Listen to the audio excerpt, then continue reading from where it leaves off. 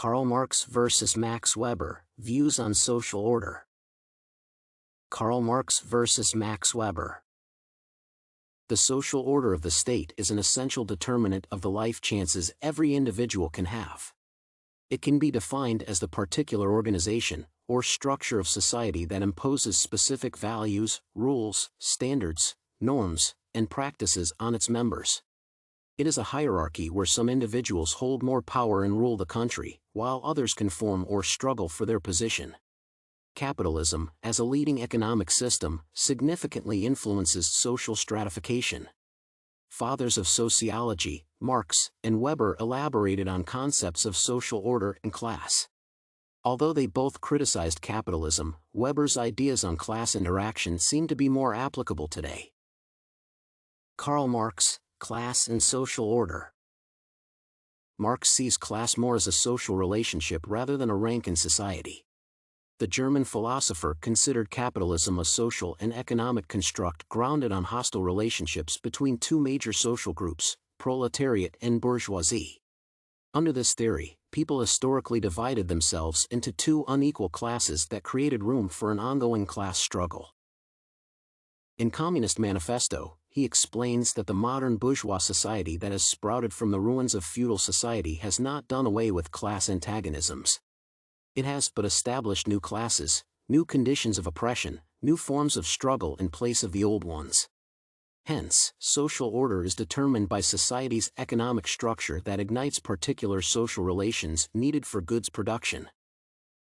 For German philosophers, ownership of the means of production is the sole asset classes struggle for. Mass people united by common interest from class and oppose the ruling one politically. In that case, the workers oppose the wealthy employers that treat them as a labor force. The state and other social institutions play the role of a base that reinforces the superstructure by spreading the dominant class's beliefs. In general, Marx views social order as a class-based hierarchy where the minority administers the majority for their own financial sake. Max Weber, Status and Social Order. For Weber, power is not limited to the capital and means of production. Instead, he introduced status groups that emerge in capitalist society no matter if its members possess property. Under a three-component theory of stratification, an individual can have power either in social, economic, or political order represented by their status, class, or party, respectively. Thus, the distribution of power has a variety of forms in different class situations.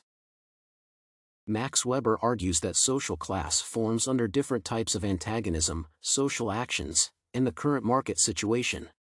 In other words, the German political economist presented two categories of class situations.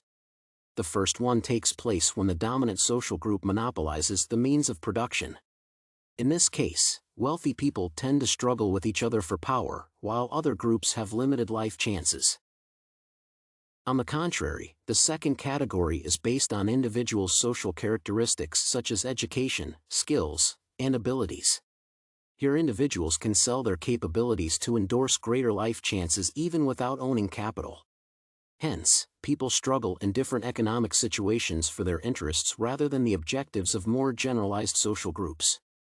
For Weber, legal order can resolve disputes among major classes, mitigating the extreme class struggle.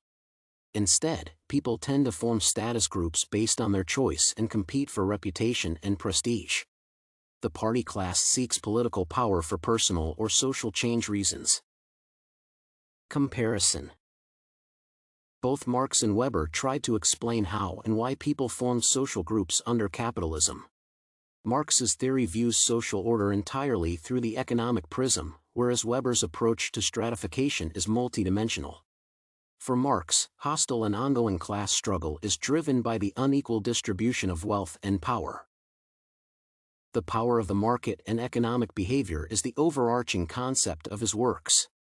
On the contrary, Weber's status groups compete for social honor or political power even without regard to the market situation. In general, Weber disagreed with Marx's class struggle concept and developed the theory based on the interplay of prestige, power, and wealth. To my mind, Weber's theory better explains today's life under capitalism.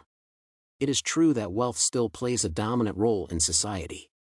Wealthy people usually have better life chances, enjoy more power, and have a higher standard of living. There is also a higher chance to transform economic superiority into political power, as in the case of previously successful businessman Donald Trump. Someone can state that Uber, Handy, or Amazon's business strategies exploit subemployed and overemployed workers. Nevertheless, government and legislation mitigate the class struggle and create opportunities for people who do not have capital but possess particular talents. To conclude, Marx's viewpoint is more pessimistic as he believed in the destructive power of capitalism. In his turn, Weber praised the rational lifestyle and moral nature of this economic system. The concept of social stratification that comes from the interplay of power, prestige, and wealth better explains the current situation in most capitalist societies.